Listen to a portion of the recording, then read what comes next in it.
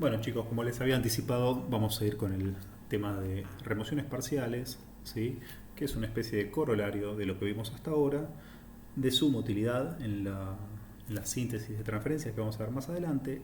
Y justamente en algunas transferencias vamos a tener que asegurar, cuando sinteticemos una función de excitación, que en determinados lugares, ¿sí?, haya ceros de transmisión, ¿sí? Por lo tanto, o en determinados lugares vamos a tener que hacer remociones, porque al hacer remociones en esos lugares vamos a asegurar ceros de transmisión que son necesarios para que la transferencia pueda implementarse de la forma correcta. Por lo tanto, siempre va a ser útil, ¿sí?, cuando no tengamos un cero un polo que esté en la posición de ese cero que querramos asegurar en la función transferencia, llevarlo arbitrariamente con algún mecanismo, ¿sí?, llevarlo a pasear de alguna forma, pero siempre en todos los lugares donde querramos que haya un cero en la función transferencia, ¿sí?, un cero de transmisión en la función transferencia, vamos a tener que asegurar que en ese punto nuestra función de excitación vamos a hacer una remoción de un polo, ¿sí? Entonces, ojo con este juego de palabras que puede ser medio confuso. Donde nuestra función transferencia tenga un cero, vamos a querer hacer una extracción de un polo. Ahora, ustedes ya saben que no, lógicamente, si a mí en esta función de excitación, en esta admitancia, si a mí me impone que mi función transferencia tiene que tener un cero de transmisión en esta localización, por ejemplo en 3 medios, ¿sí?, yo ciertamente no tengo forma de hacer que ahí haya un polo, ¿sí?, dada como está la constelación de singularidades. Bueno, las remociones parciales son una metodología para mover lo único que yo tengo capacidad de mover en una función de excitación, que son los ceros. Dado que los polos siempre están fijos por lo que estudiamos hasta el momento, puedo hacer que un cero se mueva hasta ese lugar, ¿sí?, un cero se mueva hasta ese lugar y eventualmente, luego, invirtiendo su naturaleza, se convertirá en un polo, y eso sí lo puedo asegurar y extraer. Haciendo eso, yo aseguro que se cumpla con la función transferencia. Si me estoy adelantando un poquito, pero después vamos a ver que este tema es crucial para ese tipo de síntesis, que van a venir unas cuantas clases más adelante. Bueno, no sé cuántas, pero algunas clases más adelante. Pero presten atención a esto que vamos a hacer ahora, que va a ser muy importante, y después lo vamos a recuperar ciertamente. Entonces, supónganse que, como yo les acabo de decir, tengo que hacer una remoción en esta, ¿sí?, en esta localización. Por lo tanto, la única posibilidad que tengo, ¿sí?, la única posibilidad que tengo es que este cero, ¿sí?, este cero viaje de su localización en J1 a esta nueva. ¿Por qué? Porque ciertamente este cero es incapaz de saltar por encima del polo en J2. Por lo tanto, no tengo muchas otras opciones. En otras situaciones que son un poco más complejas, podría ser que tenga dos caminos. Y eso tiene otra complejidad que ahora no vamos a abordar. La veremos más adelante. Pero en este caso es muy sencillito, ¿sí? Entonces, la única forma que yo tengo de hacer que esta singularidad se venga para este lado es quitar esta singularidad de acá. Es decir, es activar esta singularidad, ¿sí? Tengo que remover esta singularidad. Ahora bien, si yo remuevo toda esa singularidad, lo que habíamos aprendido es que esta singularidad se va a sentir atraída hacia ella, esta otra también se va a sentir atraída hacia ella, tienen que venir las dos hacia este punto, ¿sí?, las dos hacia este punto, y cancelar y quedar solamente un par de singularidades, polo y polo. Ahí cumpliríamos perfectamente. Muy bien.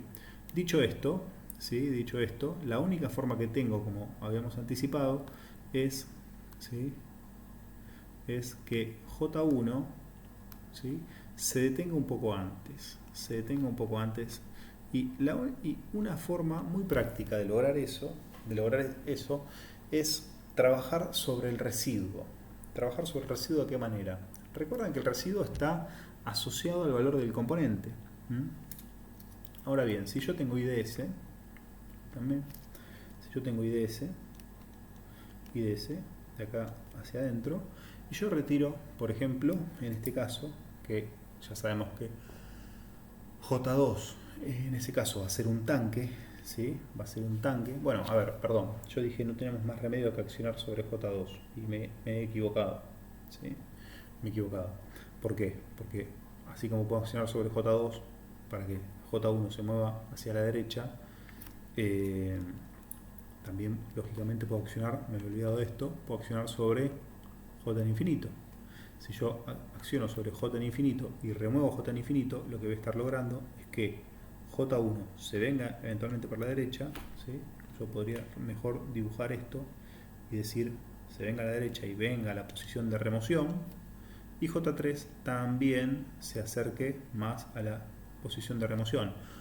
Pero como justamente voy a hacer un truco para no remover todo el residuo, ¿sí? Para no remover todo el residuo, vamos a ver qué implicancias tiene eso, de no remover todo el residuo. En este caso, lo mismo. Vamos a hacer una remoción, pero no una remoción completa del residuo. Es decir, si el residuo vale, supónganse, 1, no retiro 1 del residuo. Retiro, por ejemplo, un medio. ¿Qué pasa si retiro un medio? Bueno, lo que sucede es que si yo retiro la mitad del residuo, voy a estar quitando un tanque, en este caso, un tanque que va a tener la misma naturaleza, ¿sí? La misma naturaleza que J2, es decir, va a ser también un tanque, en este caso, si es una admitancia, va a ser, podría ser perfectamente un circuito, un resonador serie, ¿sí? Un resonador serie, pero no va a ser completamente todo el residuo K1, sino que va a ser un K1'. ¿Sí? Eso va a indicar que no va a ser todo el inductor ni todo el capacitor que estaría conformando al resonador completo. Si retiro un poquito de resonador, ¿sí? Y por otro lado, si yo hubiera retirado una partecita, como en este caso, ¿sí? En este caso ya vimos, vamos a ponerlo en verde, que retiramos una partecita del resonador serie. Y en este otro caso retiramos una partecita del K infinito, ¿sí? Del capacitor en derivación, perdón, dije capacitor e hice un inductor, del K infinito, pero no todo el K infinito. Si por ejemplo, como nosotros ya nos dieron un caso, nos da 2, bueno, retiro 1, ¿sí? Eso hace que en vez de retirar K infinito, retire algo que es menor a K infinito. Entonces, esto es básicamente el concepto, ¿sí? Yo necesito situar, por ejemplo, en 3 medios, la omega z en una omega z arbitraria, en este caso puede ser 3 medios, puede ser un medio, puede ser la que fuera, ¿sí? Entonces, como consecuencia de querer situar ahí una singularidad, yo acciono sobre alguna singularidad que me permita ese movimiento. Por supuesto que si yo quito una parte de otra singularidad, como por ejemplo del casero en este caso, donde es imposible que justamente J1 vaya hacia la derecha, voy a estar haciendo macanas, eso no va a funcionar y me va a resultar una síntesis inapropiada, no voy a poder encontrar componentes que satisfagan esas condiciones y no va a funcionar. Pero si lo hago con criterio, es decir, si el método gráfico me indica que es factible realizar esa remoción, porque justamente entiendo que las singularidades viajan en la dirección correcta, el método gráfico va a funcionar y mi síntesis va a ser exitosa, ¿sí? En cualquier otro caso, la síntesis no va a ser exitosa, en algún más temprano que tarde voy a llegar a una función, imitancia, que me quede por ahí, producto de las remociones, que no va a terminar siendo FRP y voy a fracasar en la síntesis, ¿sí? Entonces es un poco la moraleja. Entonces en este caso pareciera que es factible cualquiera de los dos caminos. Vamos a empezar por sencillez, por el de K infinito. ¿Qué pasa si tengo que retirar un K infinito? ¿Qué implica retirar un K infinito? Es decir, si yo tengo una IDS, vamos a color negro, es decir, si yo tengo IDS y yo hago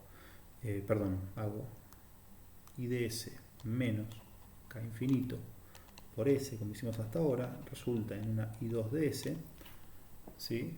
Entonces habíamos dicho que justamente si nosotros retiramos un K' infinito, un K' infinito que es estrictamente menor al K infinito, ¿sí? Al residuo completo, lo que vamos a lograr es que justamente para una determinada omega z,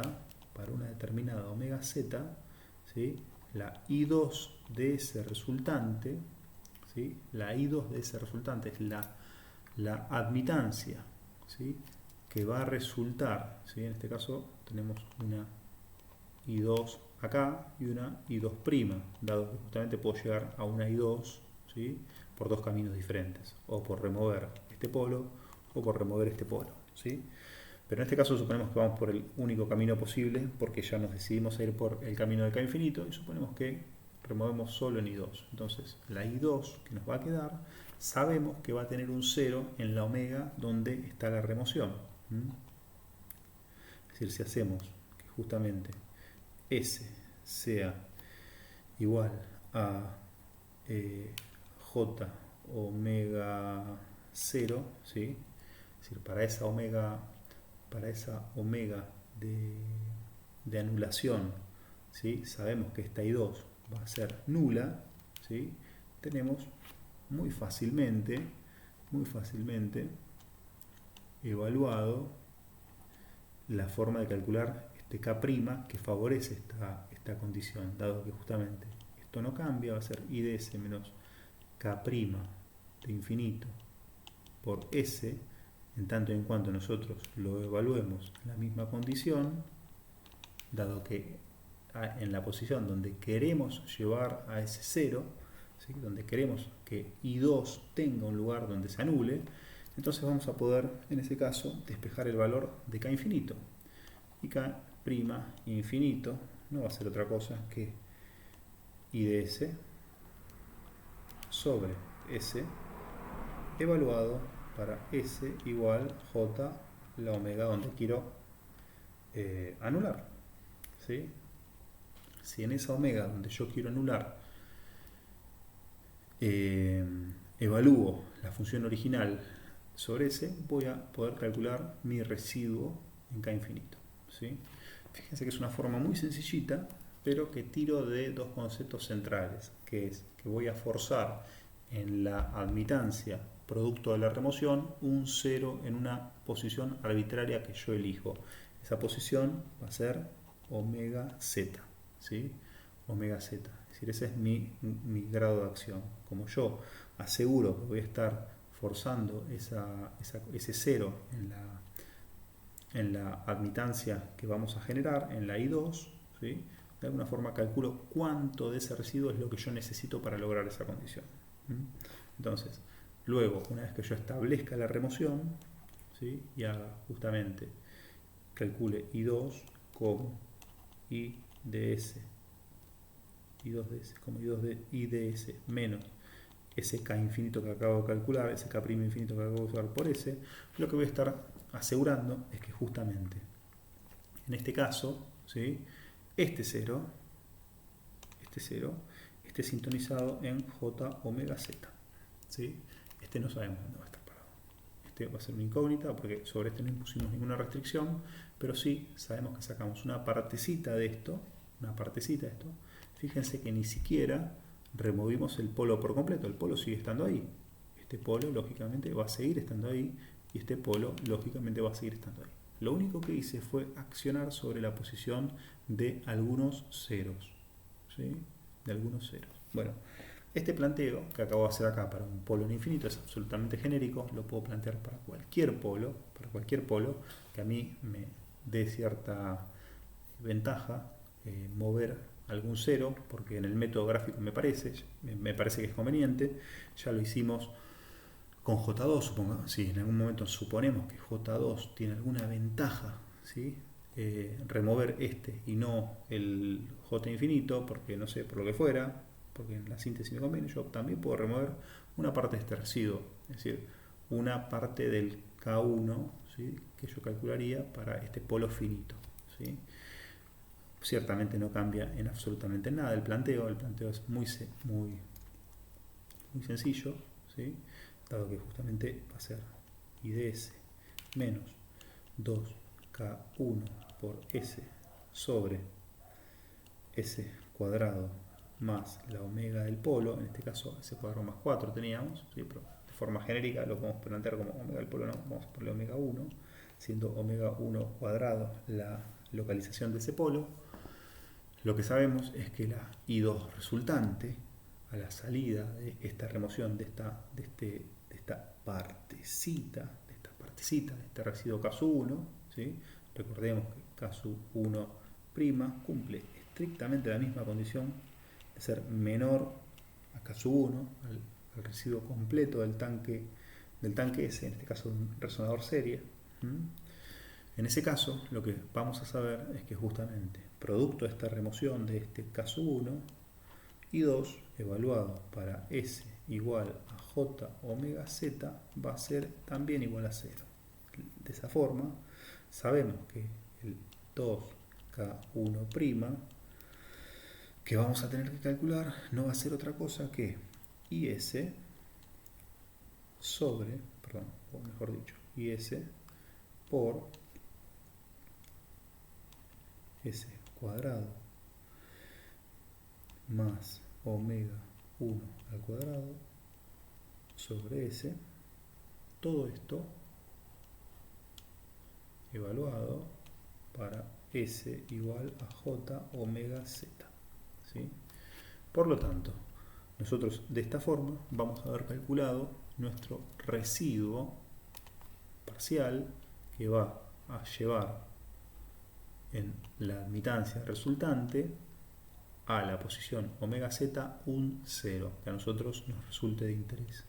Y esto que calculamos acá va a ser justamente el residuo que necesitamos, ¿sí? La cantidad de residuo que necesitamos, que ciertamente va a ser menor al residuo total, lógicamente. Muy bien. Ya lo dijimos para un residuo, para un polo finito, lo dijimos para un polo en infinito, y el planteo es tan sencillo como hasta ahora para un polo en el origen.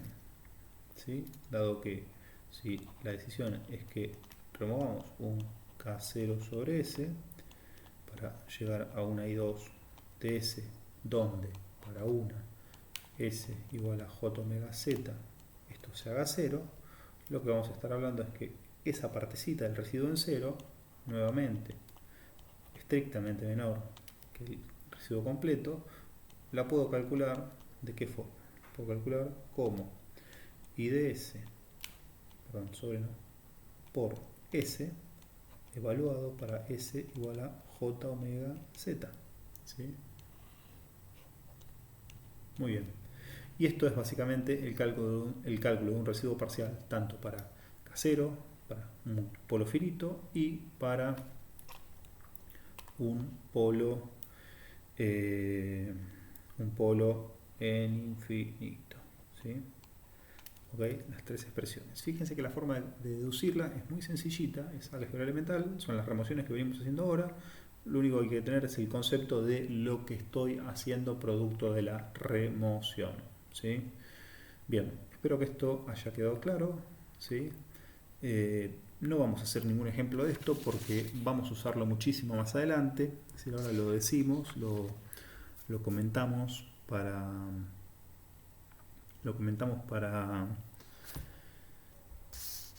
¿cómo se dice? Lo comentamos para que quede claro, para que lo vayan madurando, para que lo vayan a ver en la bibliografía donde está y para que se familiaricen con este concepto. Un último comentario que podemos hacer es que justamente dado que acá lo evaluamos para, recuerden que como acá lo evaluamos para S, lo voy a poner en otro color, en azul, para S igual a JZ, podemos pensar también como si elevamos todo al cuadrado, como para S cuadrado, a veces es más fácil llevarlo a S cuadrado para menos omega Z al cuadrado.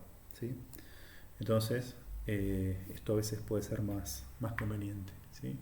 Sobre todo en este caso, en el caso de un polo finito, esta variante puede ser mucho más conveniente, ¿sí? de recordar. El resto están todas fenomenal. Muy bien. Bueno, nada más por ahora. Con esto finalizamos los temas de la clase 11. Nos queda otra clase más donde vamos a ver síntesis de imitancias disipativas, ¿sí? Que es lo que nos quedaría para completar todos los temas de síntesis de dipolos. ¿Okay?